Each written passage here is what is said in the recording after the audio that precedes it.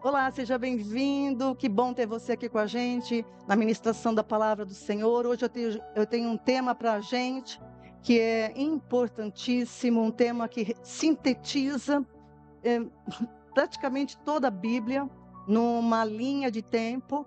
Eu chamo de panorama geral da revelação de Deus para a humanidade. E para te dar uma visão do propósito, eu vou entrar nas próximas mensagens em temas que se dizem respeito aos últimos dias, né, como o arrebatamento, como a volta de Cristo, milênio, novos céus, nova terra. E eu quero, antes disso, dar uma visão geral para você entender, né? Muito provavelmente, na próxima mensagem, eu devo falar sobre Cristo ainda, porque muitas pessoas falam da segunda vinda, mas ainda não entenderam, incrível isso, mas não entenderam o significado da vinda de Jesus Cristo, ou melhor, do verbo, né? Porque na eternidade, antes, né, não existia Jesus, quer dizer, o Jesus assim, não era na eternidade era o verbo. Então a gente precisa entender essas coisas pelo estudo. Amém? E eu convido você a abrir a sua Bíblia em Isaías 46. Isaías 46. Eu quero começar com esse texto que diz assim, a partir do versículo 9 e 10. Isaías 46, 9 e 10. O Deus que se revela, o Deus criador de todas as coisas, ele se revela, e olha o que ele diz através do profeta Isaías. Lembrai-vos das coisas passadas desde a antiguidade, que eu sou Deus e não há outro. Não há outro semelhante a mim. Presta atenção agora, que anuncio o fim desde o princípio, e desde a antiguidade as coisas que ainda não sucederam, que digo, o meu conselho será firme e farei toda a minha vontade. Algumas versões dizem, o meu propósito subsistirá e farei toda a minha vontade. E qual é a vontade de Deus? Você sabe qual é a vontade de Deus? Semana passada eu falei um pouco sobre isso, né? Quando Jesus ensinou a oração modelo, que é conhecida como Pai Nosso, ele disse, eu até ministrei um pouco sobre isso na minha última mensagem. Venha o teu reino, né? Se Jesus está reinando, eu falei sobre isso. Mateus capítulo 6, versículo 10, ele disse, venha o teu reino, seja feita a tua vontade, assim na terra como no céu. Venha o teu reino, seja feita a tua vontade, assim na terra como no céu. Então a vontade de Deus é essa, que o seu reino, a sua vontade, seja feita assim na terra como é nos céus. E o reino de Deus, eu expliquei na semana passada que o reino de Deus é o domínio e o governo de Deus. Ele é o Criador. Ele é o sustentador de todas as coisas. Então, o governo é o governo e o domínio dele. E pelas Escrituras, pelo estudo das Escrituras, a gente entende que esse reino de Deus está estabelecido na pessoa de Cristo Jesus, no homem, Jesus Cristo, homem, né? E é muito importante a gente fazer essas relações na Bíblia. Então, e por essas relações na Bíblia, a gente entende que existe um plano, existe um propósito para a criação, e nós temos que ter consciência disso. A criação não surgiu sozinha, ela surgiu de um Criador. Esse Criador tem um plano, tem um propósito, e eu e você somos convidados a entender esse propósito, né? Aí você fala assim, mas a gente pode entender o propósito, o plano de Deus? Sim, sim. Se Deus nos fez seres inteligentes, a palavra é para pessoas que usam a inteligência. Deus nos deu capacidade e inteligência para discernir a sua vontade. É só ter o quê? Boa vontade. É só ter o quê? Um desejo de conhecer a vontade do Criador. Então a gente, através de um estudo, né, examinando cuidadosamente, não é uma leitura superficial, não é uma leitura para tentar satisfazer o seu desejo, ou as suas vontades, ou as suas necessidades, não. A leitura, o estudo da Bíblia visa que você entenda o pensamento de Deus que Ele colocou nas Escrituras, porque Ele fez isso. Quer você duvide ou não, Deus fez isso, né? Então, a gente precisa estudar a Bíblia, comparando os textos. Isso eu aprendi, eu tive que aprender, né? Depois de alguns erros que a gente comete, né? A gente estudando, a gente comparando textos do Antigo Testamento com o Novo Testamento, intercalando, e o pensamento se fecham, tá? Então, é como diz Paulo em 1ª Carta aos Coríntios 2, versículos 13 e 14, comparando coisas espirituais com espirituais, tá? Comparar coisas espirituais com espirituais significa comparar entre si os textos da Bíblia, casando, fechando o entendimento da palavra. E também eu gosto muito de uma expressão que Jesus usa, né? Mateus capítulo 4, versículo 7. Quando ele refuta Satanás numa tentação, ele diz, também está escrito. Então, porque muitas vezes as pessoas, para interpretar a Bíblia, elas pegam um versículo, né? E fazem uma doutrina, uma interpretação em cima daquele versículo, quando elas esquecem que também está escrito. E no também está escrito, a gente precisa ver se não há choque, né? Então, a gente precisa ter esse entendimento, né? E uma coisa muito maravilhosa, amados, é que Deus, ele se revelou nas Escrituras e quer que a gente entenda isso, tá? Tendo sempre em mente o que está escrito em Deuteronômio, capítulo 29, versículo 29. Olha só, lá Moisés escreveu, através da revelação do Senhor, Deuteronômio 29, 29. As coisas encobertas pertencem ao Senhor, nosso Deus. Porém, as reveladas nos pertencem a nós e a nossos filhos para sempre, para que cumpramos todas as palavras desta lei. Então, tem coisas que pertencem ao Senhor, é dele. Então, nisso não se meta. Mas o que ele revelou pertence a mim e a você. Tem gente que não se preocupa de entender o que ele revelou e quer saber e quer pensar o que Deus está pensando. Ridículo. As coisas encobertas pertencem a Deus, mas as reveladas pertencem a mim e a você, para que a gente estude e cumpra isso e tenha vida e participe do plano dele. Preciso também, no estudo das Escrituras, destacar 2 Pedro, capítulo 1, versículos 20 e 21, que diz assim, ó, sabendo primeiramente isto, que nenhuma profecia da Escritura, profecia aí tem o sentido de palavra, a revelação do Senhor, tá? Nenhuma profecia da Escritura é de particular interpretação, porque a profecia nunca foi produzida por vontade de homem algum, mas os homens santos de Deus falaram inspirados pelo Espírito Santo. Então, quando é dito que nenhuma profecia da Escritura é de particular interpretação, significa o quê? Que eu preciso compreender o que o Senhor está revelando naquela passagem, né? O pensamento, a vontade, o propósito, e tem que se fechar com toda a Escritura, né? E eu gosto também de uma coisa, um alerta que Paulo dá em 1 Coríntios, capítulo 4, versículo 6, que ele diz, não indo além do que está escrito. Não vá além, não fica fazendo conjecturas, que Deus não se agrada disso. Tem gente que faz perguntas de coisas que não é nada pertinente. Até se atenha a estudar o que está revelado e compreender o que está revelado. Amém? E uma coisa que eu quero chamar a atenção antes de entrar propriamente no gráfico, é que quando a gente estuda teologia, quando a gente estuda a Bíblia, a gente vê inúmeras interpretações de um mesmo assunto. Mas preciso considerar eu sempre fiquei meio assim, perplexa é a palavra, porque como é que pode ter tantas interpretações de um texto? A Bíblia, ela é única e imutável. A Bíblia, ela revela o pensamento de Deus, e a gente não pode concordar que a abordagem de um tema nas Escrituras tenha várias interpretações. Não podemos concordar com isso.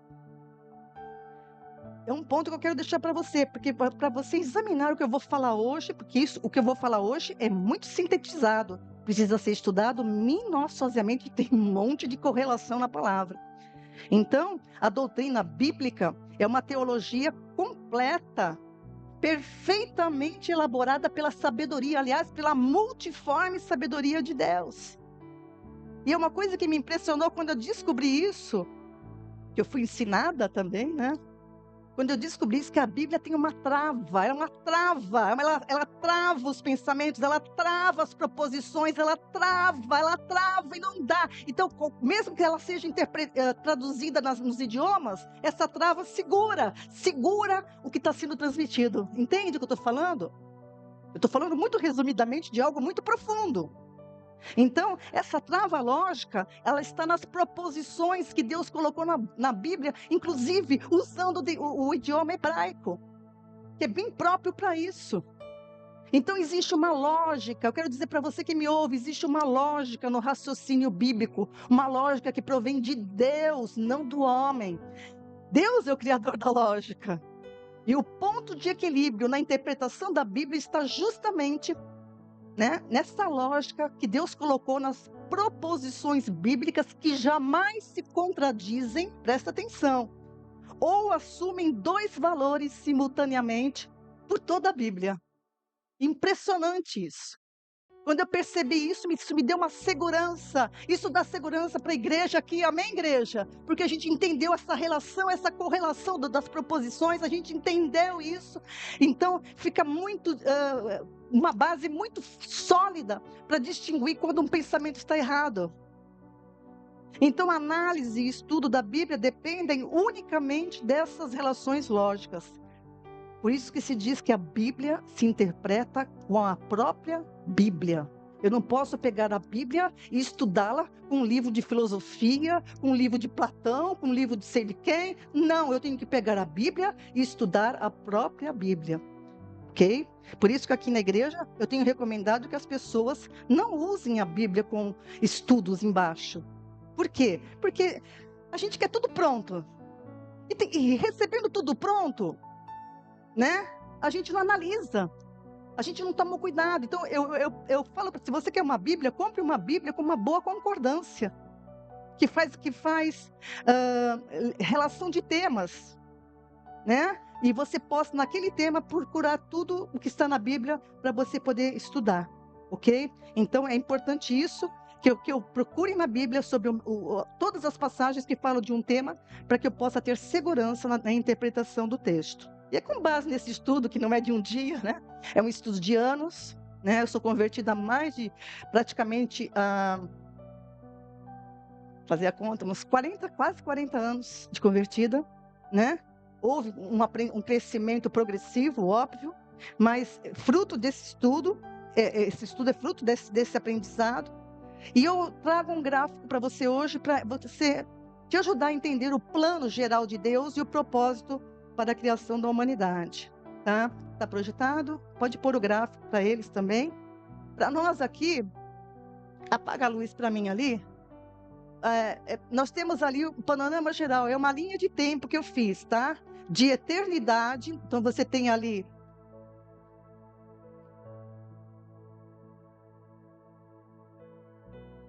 só porque eu quero, agora não funciona. Ali nós temos a eternidade e a eternidade. Então, de eternidade a eternidade, o Senhor é Deus, aleluias, tá? E você vai ver aqui, então, todos os aspectos, eu destaquei os principais aspectos, a gente vai ver um por um. E nesse quadrado, esse retângulo, melhor dizendo aqui, é o tempo dos homens. É o tempo dos homens. Depois que o pecado entrou no mundo, por isso que esse tempo vai cessar, porque a gente vai voltar para a eternidade, que é onde Deus habita, e Ele estará conosco para sempre, e habitará no meio do homem, amém? Então, nós temos que entender o que aconteceu nesse inteirinho aqui, ó, esse miolo aqui. Então, nesse miolo é o tempo dos homens, tá? E a gente vai ver desde aqui a criação, até os finalmente ali, antes de entrar na eternidade, a gente vai ver tópico por tópico. O primeiro tópico que eu vou falar mesmo é a eternidade. O que é a eternidade? A eternidade, eu pus aí a frase, a eternidade não tem origem. Deus é a sua causa. Deus é a eternidade. A eternidade existe porque Deus, o nosso Deus, existe. Entende? Ele é a eternidade. Então, olha o que o Salmo 90, versículo 2 diz, que é um salmo de Moisés, Salmo 90, versículo 2. Antes que os montes nascessem, ou que formasses a terra e o mundo, de eternidade a eternidade, tu és Deus. Olha que coisa mais linda, né? Então, esse salmo salienta isso, que antes de existir terra, mundo, Deus é Deus de eternidade a eternidade. Muitas pessoas perguntam assim, mas quem criou Deus? Você já perguntou? Quem já perguntou?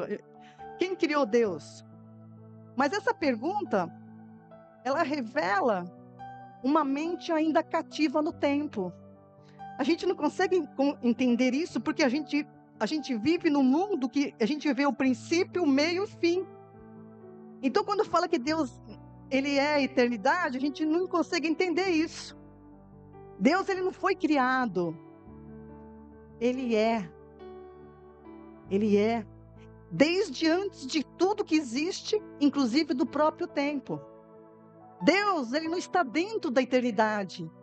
Ele é a origem daquilo que nós chamamos de eternidade. Deus é a origem daquilo que nós chamamos de eternidade. Nada o limita, nada o antecede, nada o define. Ele é incomparável. Ele é o meu Deus e quer ser o teu Deus. Diga glória a Deus. Entende? Não tem quem que você serve. Você entende quem te criou. Você entende que Ele tem planos de paz e não de mal. É o que você vai ver aqui na história. Então, perguntar quem criou Deus é inverter a ordem, porque Deus é a causa da própria eternidade, não depende, e tudo depende dele, e ele não depende de nada, de ninguém. Ele não depende de nós. Se você querer ou não querer, é problema seu. E você vai ver que isso é sério. Mas ele te deu chance, ele te deu arbítrio. Isso é a coisa mais linda de Deus. Mas vamos lá, eu não vou fugir muito. Aí vem o primeiro aspecto, é a criação. Nós vamos ver a criação dos céus e da terra, né? Gênesis capítulo 1, versículo 1. Primeiro versículo que abre a Bíblia toda, a revelação bíblica, diz assim: no princípio, Deus criou os céus e a terra. Então veja que Deus estava lá no princípio. Ele é a eternidade. E tudo existia antes, e tudo passou a existir depois, né? Então, Deus já existia antes, estava lá no princípio. E eu faço uma relação agora, você vai entender que eu preciso fazer essa relação agora, porque eu estou puxando um raciocínio bíblico todo, de uma passagem que está em Hebreus 11, versículo 3. Eu vou fazer uma ligação desse Gênesis 1, ou vou lá para o Novo Testamento, veja só, eu estou pulando um monte de coisas, vou lá para o Novo Testamento, Hebreus 11, 3.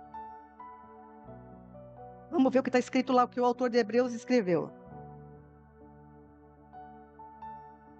Pela fé, entendemos que os mundos foram criados pela palavra de Deus, de maneira que o visível não foi feito do que se vê. Eu vou me ater nessa primeira parte. Entendemos pela fé que os mundos foram criados pela palavra de Deus. E quando você vê a descrição da criação em Gênesis 1, nos versículos subsequentes, você vai ver que tudo é. E disse Deus, haja e havia. E disse Deus, então existia uma palavra. E eu faço uma relação agora, que essa palavra aí, né, os mundos foram criados pela palavra de Deus, era o verbo. Era o verbo que estava ali. Quem é o verbo? João fala isso em João capítulo 1, versículos de 1 a 3. Eu tenho que fazer essas relações puxando lá para Gênesis 1. Quem estava lá no princípio? Olha só. João capítulo 1, versículos 1 a 3. No princípio era o verbo. Olá. E o verbo estava com Deus. E o verbo era Deus. Ele estava no princípio com Deus. Tudo foi feito por ele. E sem ele, nada do que foi feito se fez. Bom. Que coisa impressionante. Então, é importante fazer essa ligação. Em Apocalipse, capítulo 1, versículo 8, eu vou para o Apocalipse agora, outra ligação. Jesus declara, eu sou o alfa e o ômega, primeira e última letra. O que é, o que era, o que há de vir, o que é, o que era, o que há de vir, o Todo-Poderoso. Olha como Jesus se manifesta. Ele é Deus. Ele é Deus. Jesus, o verbo de Deus, também é descrito em Colossenses capítulo 1, versículo 15. Ele é o primogênito de toda a criação. Eu quero que você entenda isso. Ele é o primogênito, Colossenses capítulo 1, versículo 15. Por que eu estou frisando isso? Eu já estou juntando para você o propósito de Deus. O Deus eterno, infinito, invisível, mas real, ele se deu a conhecer na pessoa de Jesus Cristo, homem, que na eternidade era o Verbo, e agora é o Senhor dos senhores, Jesus Cristo, homem glorificado, tá? Então a Bíblia, ela começa com Gênesis 1, Deus não se preocupou de mostrar, provar que ele existe, não, ele existe e acabou. O que Deus ali, ele está revelando, que ele revela e dá testemunho do seu Filho Jesus Cristo, tá? Então ele não tenta provar a existência de Deus, antes revela o Deus que existe, ele se revela e se manifestou em Jesus Cristo, entende? Ficou claro? O verbo eterno estava com Deus no princípio, tornou-se carne para revelar quem Deus é e reconciliar consigo mesmo o mundo, tá? Isso é importante. E depois que Deus criou então os céus e a terra, no sexto dia da criação, Deus anunciou a sua vontade, que a gente precisa tentar agora, que eu vou destacar aqui a gente vai partir para a criação do homem. Gênesis capítulo 1, versículos 26 e 27. Isso tudo está embutido na criação, ali no começo, tá? Gênesis 1, 26 e 27. Vamos lá juntos, presta atenção, é importante, o texto aí é conhecido, mas muito mal interpretado. Muito mal interpretado. Diz assim, e disse Deus, versículo 26, 1, 26. Façamos. Então, quando Deus diz aí, façamos, tem uma reunião ali, houve um conselho, houve uma decisão. Façamos, indica um projeto. Não era algo que Deus ia falar assim, haja e haveria. Não, façamos, ia ser um processo.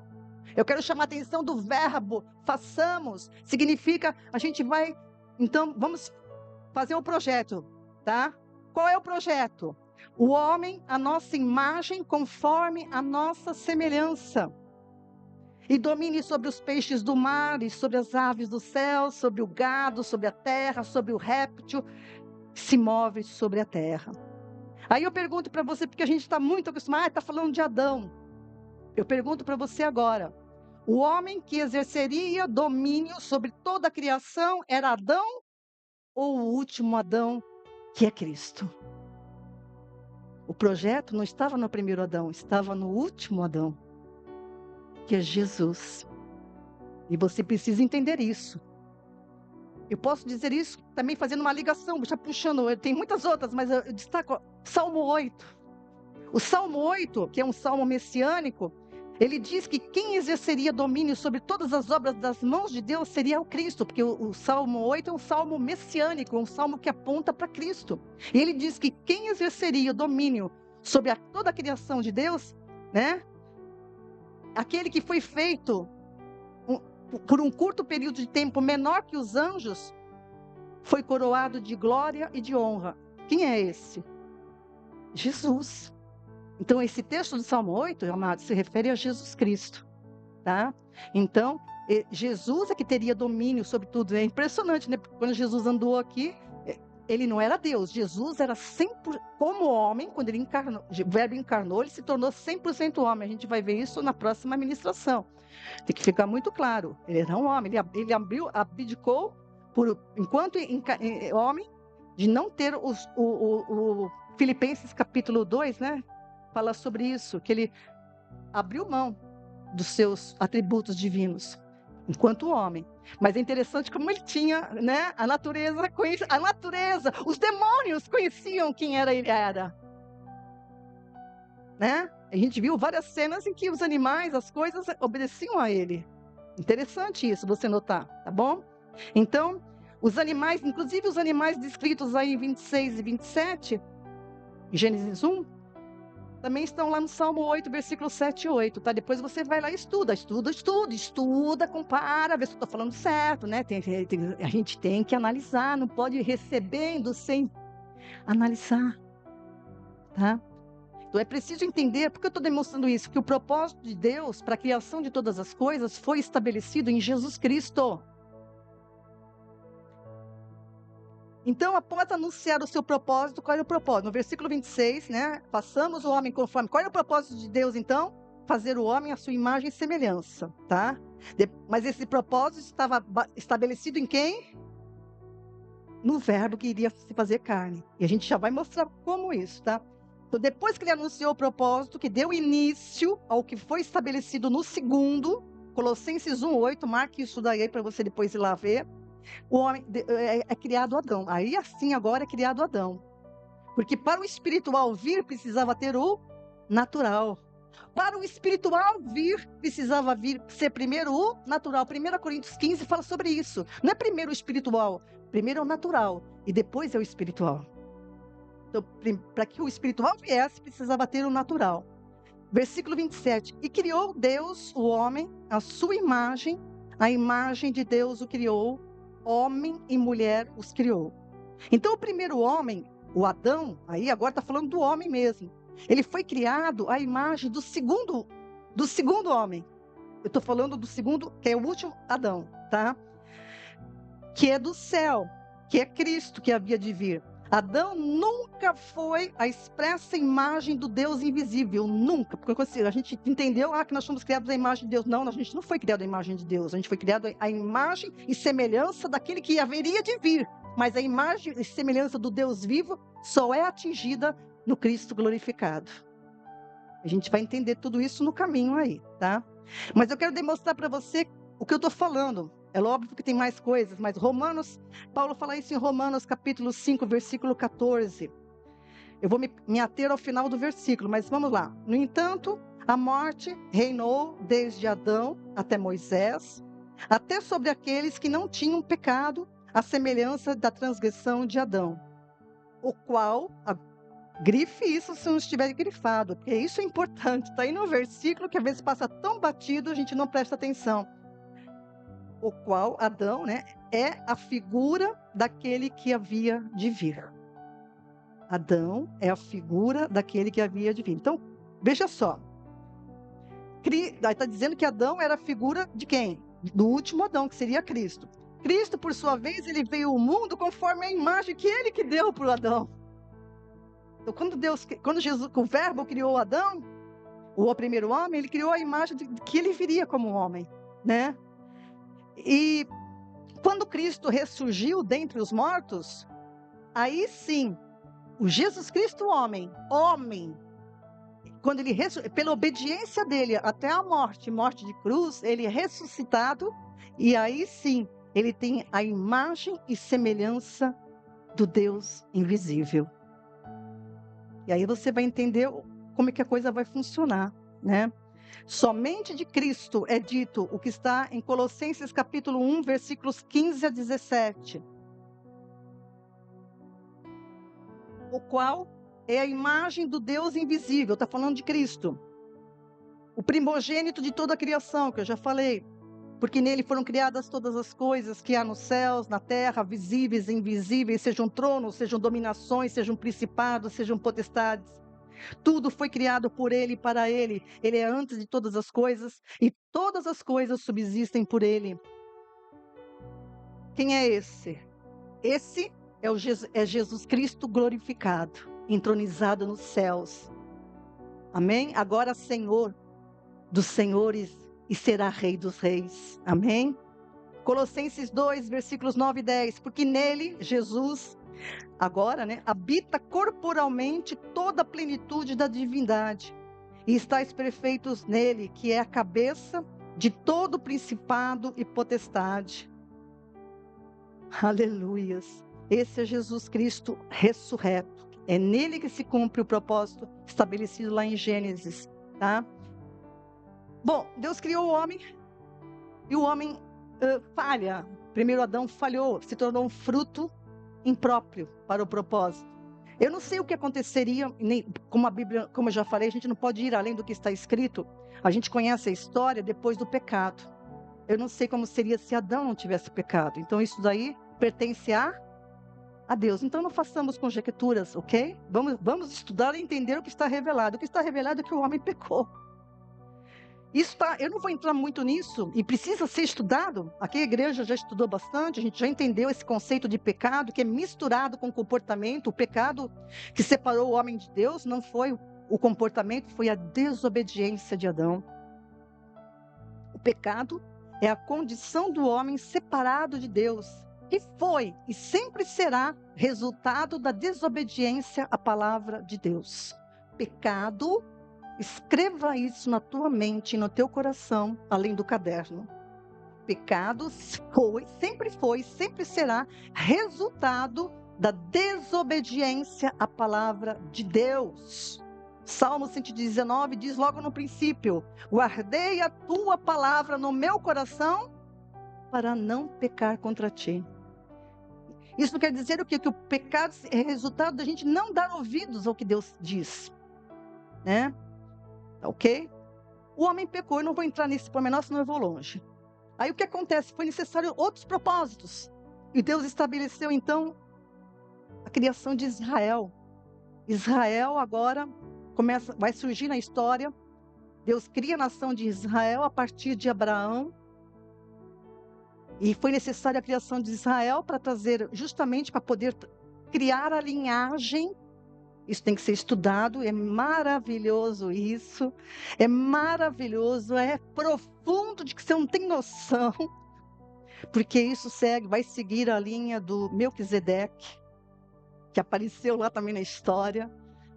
Nós hoje, igreja, somos segundo a linhagem de Melquisedeque. Que coisa, você não entende isso, mas precisa entender. Mas deixa eu voltar aqui para o texto. Abraão, então, obedece à voz de Deus. Então, a partir de Gênesis 12, você vai ver a criação de Israel, a chamada de Abraão, tal. Aí eu já pulo lá para Moisés. Moisés, então, isso já pulou até um vácuo, né, que houve o povo no Egito. Deus, através de Moisés, então, liberta o povo, leva o povo para a terra que ele tinha designado e dado, né, para Abraão. E Moisés dá a lei para o povo, mas a lei não era para a salvação, a lei era para organizar o povo e que eles entendessem que eles precisavam depender de Deus, o que eles não aprenderam durante todo o deserto que eles passaram. A gente está vendo isso na história, eu tenho muitas palavras minhas falam sobre isso. Eu amo Israel, mas Israel não foi um exemplo de obediência ao Senhor, não foi e não é. Tá? Então, e por causa dessa obstinação de fazer a vontade deles e não tendo a revelação de Deus, hein? Por isso que eu te falo, meu irmão. Falei para mim mesma já tive que corrigir muita coisa. Eu tive que fazer releitura da Bíblia. Eu tive que reorganizar o pensamento bíblico. Porque a gente precisa entender que o que Deus fala é uma coisa só. Eu não posso ficar criando coisas que não está de acordo com a palavra, porque isso eu peco contra o Senhor.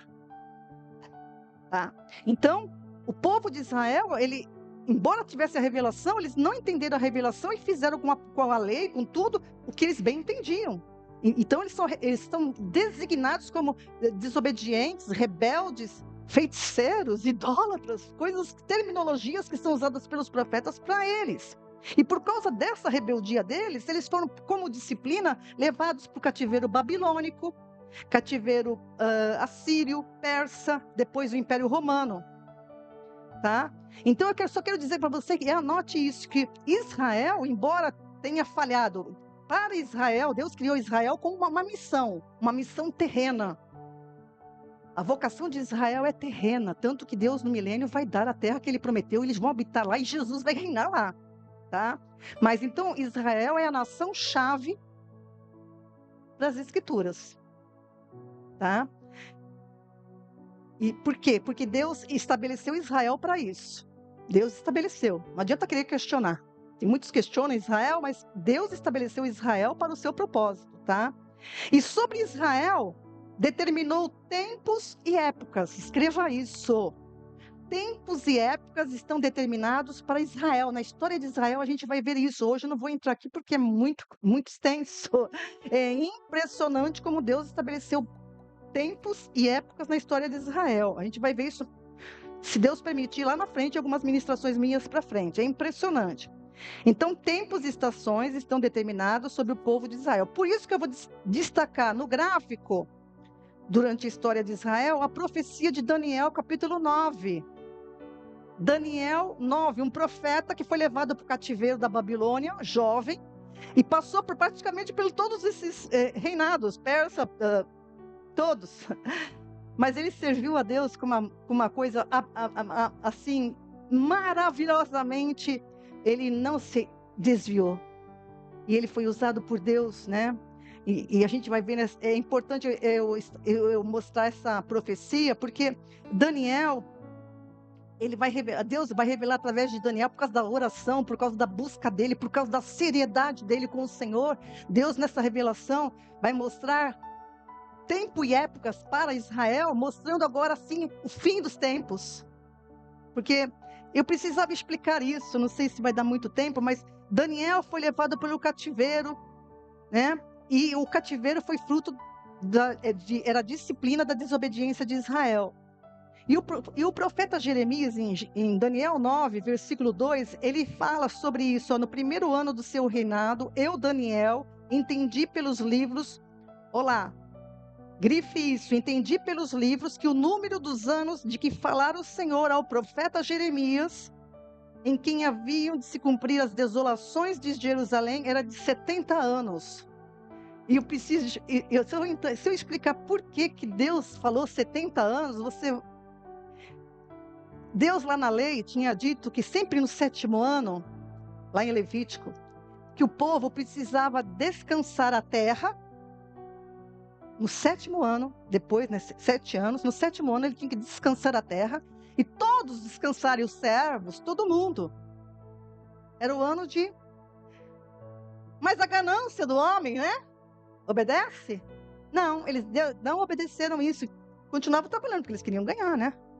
É aquilo que nos move, como se o dinheiro fosse, né? Se eles tivessem obedecido, como eles teriam sido diferente a história?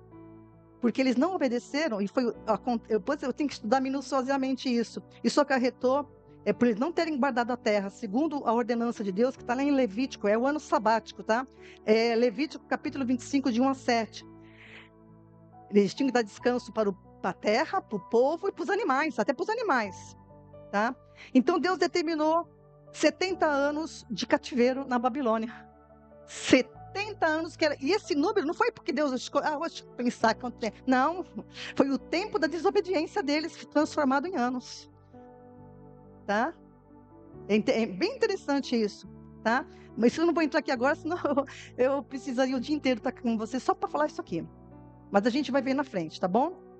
Então Daniel estava ali no final dos 70 anos, o povo começou a voltar para Jerusalém, né? E até através de Neemias, Esdras, Neemias, né? A ordem de Ciro lá, que vai pedir, que permite que eles voltem para reconstruir. Isso no final de 70 anos do cativeiro da Babilônia. Aí ele viu que alguns voltavam, mas lá ainda a coisa era devagar, e o povo ainda permanecia escravo. Ele mesmo, Daniel, né? Ele não entendeu, mas ele viu, era 70 anos, Senhor. Ele começou a orar. Falei assim, Senhor, é por isso que eu falo. Quando a gente entende o modo de Deus agir, a Daniel, ele não entendeu. O que ele fez? Ele ficou reclamando? Ficou murmurando? Não, ele foi orar tão intensamente. Senhor, o que eu quero entender? O Senhor falou 70 anos, está acabando 70 anos, voltaram alguns, mas eu estou aqui, tem ainda povo aqui, porque nós ainda estamos debaixo do cativeiro, de certa forma, porque vai voltar, mas continuaram, né, dependentes do império. Até a época dos romanos, o povo nunca mais teve independência, eles eram dependentes do império que estava reinando. E Daniel não entendeu isso. Foi quando Deus vai dar a revelação para ele, de Daniel 9, versículo 24, as 70 semanas de Daniel, que é conhecida, né? Então, olha só que coisa impressionante. Daniel 9, 24. 70 semanas. Eu gostaria que depois, eu vou entrar na oração, eu vou entrar no versículo já, mas eu gostaria que você visse o contexto antes, para você ver como ele buscou o Senhor. E o anjo do Senhor vai até ele e fala assim: olha, o Senhor ouviu a tua oração. Então eu digo para você, diante das coisas que você não entende, entenda através da história como que você deve agir e como que você não deve agir. Porque a história de Israel está aqui para que a gente aprenda. E Daniel, ele clamou tão intensamente que um anjo foi até ele, por ordem do Senhor, óbvio, né? E revelou para isso o que é a profecia escatológica para Israel, escatologia para os tempos de Israel. E é com base nisso que eu posso traçar algumas coisas aqui. Tornou claro para nós hoje também como igreja algumas coisas.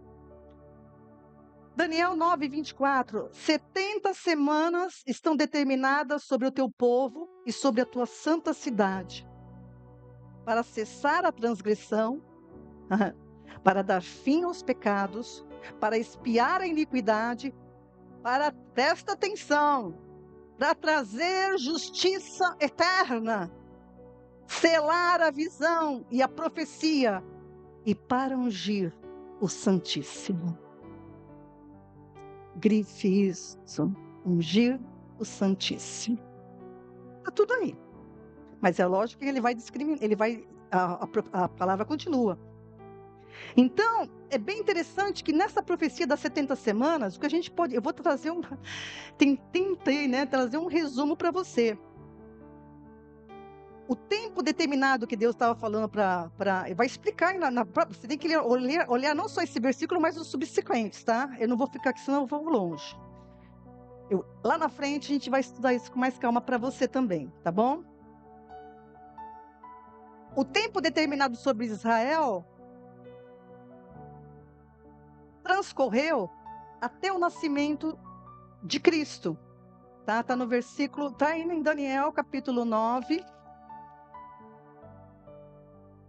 Eu preciso, é que eu vou falar, você vai ter que estudar, porque se você ficar aí, não entendi, você vai ter que entender pela palavra, tá? Daniel 9, lá no versículo, sabe e entende, lá no versículo 25, 9, 25, ele vai falar aí, né? A contagem, como é que vai se dar essa contagem.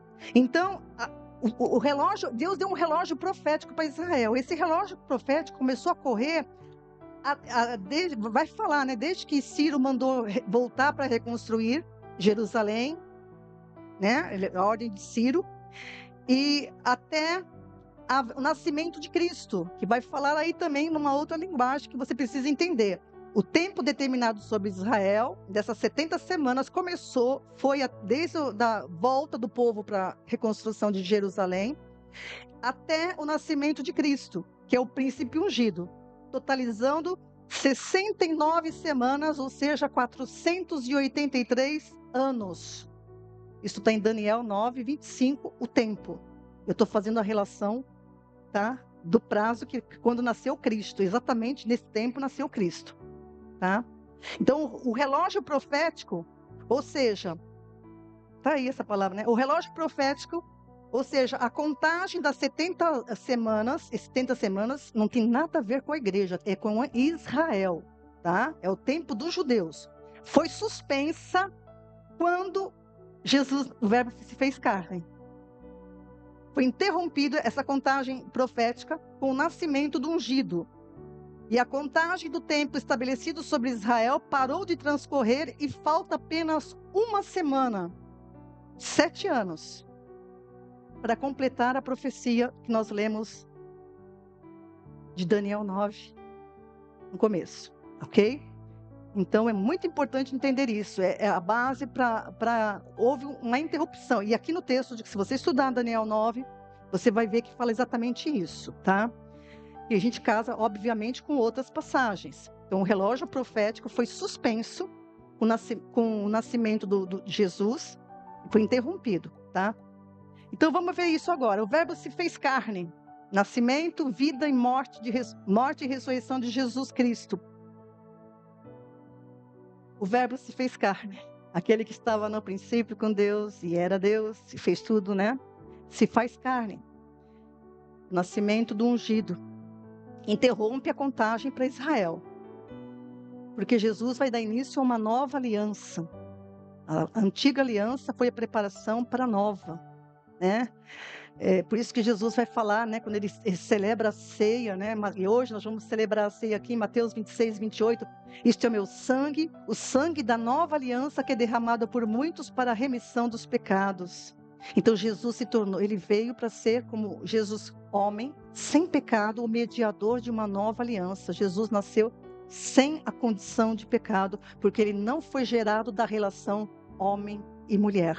Ele nasceu do ventre de Maria, porque ele teria que seguir, obviamente, a formação humana, mas ele foi gerado pelo Senhor, pelo Espírito do Senhor no ventre de Maria. Então ele não tinha relação com o pecado, por isso que ele pôde pagar o preço do pecado. E os evangelhos, Jesus vai falar sobre isso, os apóstolos vão explicar sobre essas coisas, tá bom?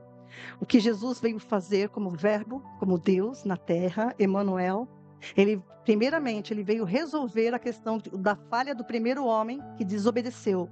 Por isso que Jesus foi obediente até a morte. Ele veio substituir a desobediência do primeiro homem, que é Adão, tá? Pela obediência. E na sua primeira vinda, quando ele encarnou, ele não veio em glória. Então, Jesus não era o glorificado, ele foi glorificado depois da sua ressurreição, tá ok? Por isso que ele disse em João, quando ele faz a oração de João 17, ele diz assim, ó: e agora, Pai, glorifica-me na tua presença com a glória que eu tinha antes que o mundo existisse. Porque ele ia cumprir a missão dele, ele ia ser entregue para a morte. E ele fala: Pai, glorifica-me na tua presença com a glória que eu tinha antes que o mundo existisse. Depois da ressurreição, Jesus, então, glorificado, ele aparece para os seus discípulos, ele incumbe, e é muito importante você, cristão, entender isto. Ele incumbiu a sua cristão, ele incumbiu aos seus discípulos, né, de irem e pregarem o evangelho a toda criatura. Então nós somos cooperadores com Deus, como Paulo diz em 1 Coríntios 3:9, nós somos cooperadores com Deus na edificação do corpo de Cristo. E você vai entender por que isso é importante, tá? Nós somos... mas Jesus voltou ao céu, ele está lá no céu. E incumbiu os seus discípulos aqui na terra. Ele é a cabeça e nós somos o corpo. Ele está formando um corpo aqui embaixo, místico. Não é placa, não é igreja, não é denominação humana. É uma igreja invisível que confessa, que entendeu essa revelação de Deus, que se rende e confessa Jesus Cristo como Senhor e Salvador, e que diz: venha o teu reino, seja feita a tua vontade, assim na terra como nos céus. Essa é a igreja verdadeira. Amém? Essa igreja verdadeira é formada, ele está no céu aguardando a edificação dessa igreja. Presta atenção, que é um templo de pedras vivas, do qual Jesus é a pedra angular. Isso é muito profundo, eu estou sintetizando um monte de texto para você entender e buscar essa base, tá bom? Esse período da formação da igreja é chamado de plenitude dos gentios. Por isso que não tem a ver com a história a igreja é formada de pessoas convertidas de todas as tribos, raças e nações. Então a igreja também tem judeus convertidos, louvado seja Deus, amém? Tem judeus que se converteram verdadeiramente a Cristo, nós sabemos disso. Mas esse período da formação da igreja, ele é chamado plenitude dos gentios. Por isso que a contagem profética de Israel foi interrompida. Tá? É plenitude dos gentios, tá? Que é o período que Cristo está edificando a sua igreja, tá? Paulo fala um pouquinho, dá uma pincelada nisso em Romanos 11, 25, tá? Que o povo de Israel está endurecido até que haja a plenitude dos gentios, tá? Tem que entender isso por relação com vários textos. Mas eu quero rapidamente falar um pouco sobre essa igreja. A igreja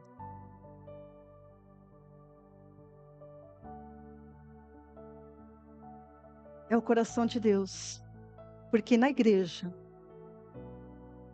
na igreja, corpo místico de Cristo. Não estou falando de placa, não estou falando de denominação, eu estou falando de todos aqueles que entenderam as Escrituras, entenderam a revelação de Deus e confessam a Jesus Cristo como Senhor e Salvador da sua vida, entenderam o que Ele veio fazer, isso tudo que eu estou explicando, entenderam? Então esse povo é chamado com santa vocação. Esse povo do período da formação da igreja, que vai desde a vida, morte e ressurreição até o arrebatamento da igreja, é chamado com santa vocação. A gente vai ver isso mais na frente. Que santa vocação é essa, pastora? É aquilo que Deus falou lá: façamos o homem à nossa imagem, conforme a nossa semelhança. Quem foi o primogênito disso?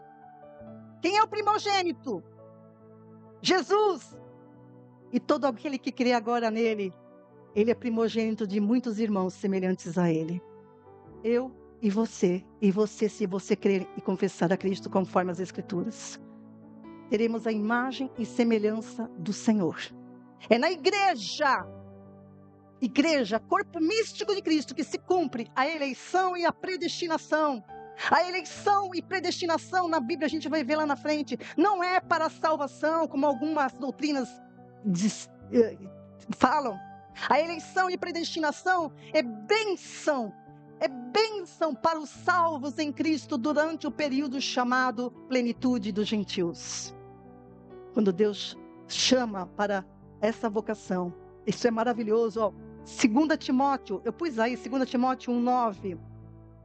Ele nos chamou, ele nos salvou. Presta atenção no texto, nas palavras, aprofunda. 1 Timóteo 1:9, tá aí? Que dó. Ele nos salvou e chamou. Salvou. Como é que ele salvou? Em Cristo. E depois de salvo, ele chamou com uma santa vocação, segundo o seu propósito e graça que nos foi dada em Jesus Cristo antes dos tempos eternos. Então presta atenção nisso que eu vou dizer. Em Jesus Cristo, homem, ressurreto, glorificado, se cumpre o que foi dito lá em Gênesis: façamos o homem à nossa imagem, conforme a nossa semelhança. E todos os que forem alcançados no período da igreja são eleitos e predestinados para serem conforme a imagem do Cristo glorificado. Aleluia! Aleluia! Isso a gente vai ver mais de maneira pormenorizada mais para frente. Então existe isso. Então não existe tempo. Não adianta marcar tempo para o arrebatamento. Quando tiver terminado esse tempo, isso é uma ordem de Deus. Deus deu uma ordem, é uma missão que Cristo está cumprindo. A gente vai ver isso mais para frente. Quando tiver terminado o templo, edificado para Deus, que é a igreja, quando tiver terminado, ocorrerá o arrebatamento. Por isso que ninguém sabe isso. De repente está faltando alguém, está faltando você que está me ouvindo, está faltando meu parente, está faltando, diga aí, está faltando, mas ele vai entrar. Diga, ele vai entrar. Ele vai ser alcançado, ele vai ser alcançada. Amém? De repente está faltando ele, para completar. Ai, meu Senhor, oh Jesus, entenda isso, está faltando. Mas na hora que estiver completo, é uma coisa de que pertence. Aí o que está revelado pertence a mim. A igreja da informação. Quando ela estiver completa, a igreja será arrebatada. Então não existe tempo para isso, tá? Não há como prever. Por isso que tudo que marca prazos, datas, isso daí não dá como prever, como quando a gente vai se reunir com Cristo. E é muito importante agora eu falar sobre o arrebatamento, que é outra parte importante. O arrebatamento, quando a igreja estiver completa, ela vai ser tirada da terra. Isso daí, eu sei que existe um monte de interpretação, mas eu continuo te falando, não é possível que Deus deu uma revelação e eu tenha várias interpretações para um mesmo assunto. Não é. Alguém está errado. Então examine em nome de Jesus. Quando o tempo estiver terminado, ocorre o arrebatamento da igreja.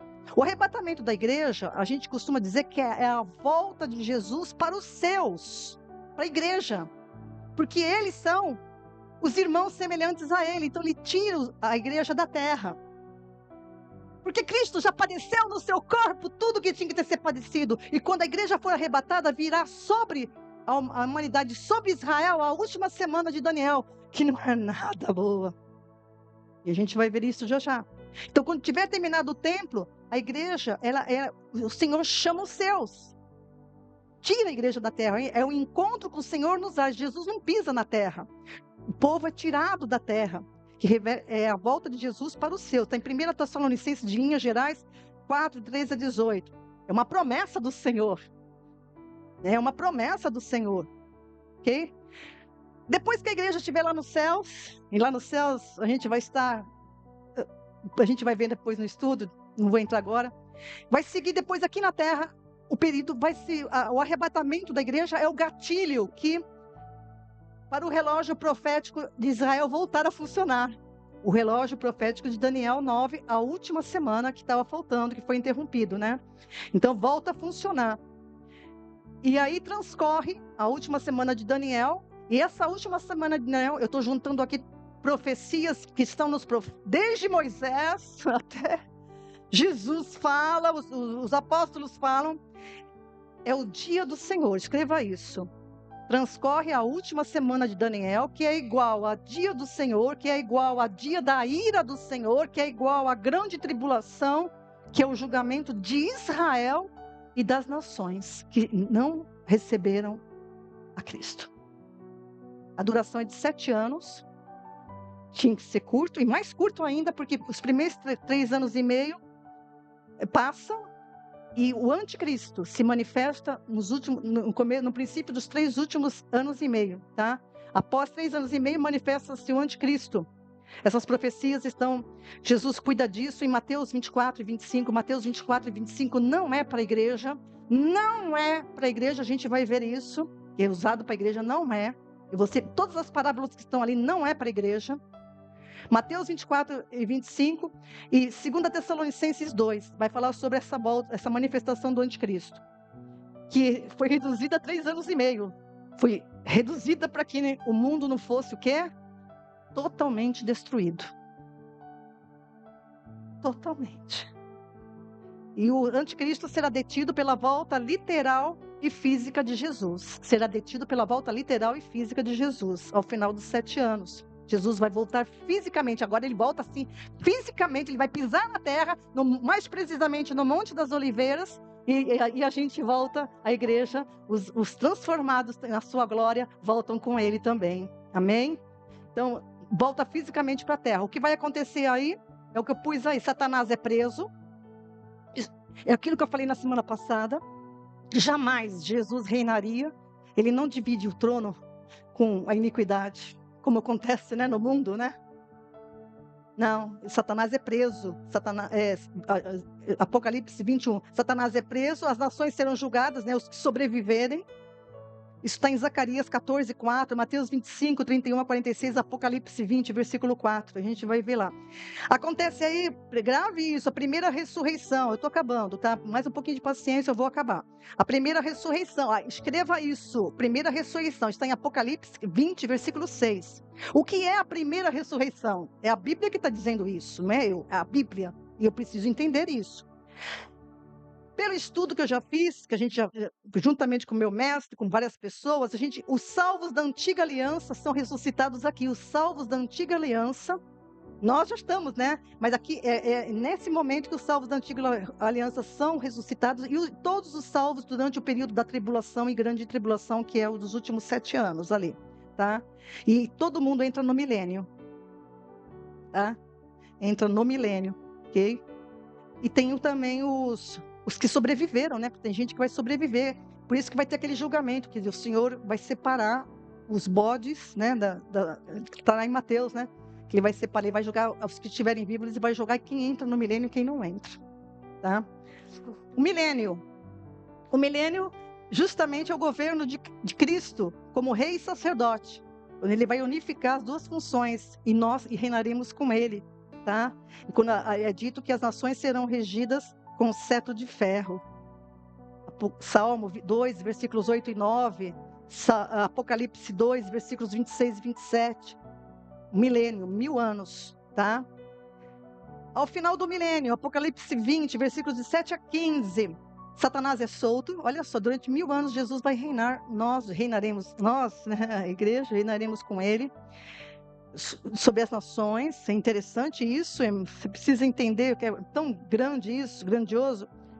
E ao final de 1000 anos, Satanás é solto e sai a enganar as nações, e vai enganar a muitos. Olha como o ser humano é uma coisa séria. Depois de 1000 anos, Jesus ali ministrando, nós ministrando, Jesus reconstruiu tudo, e Satanás é solto.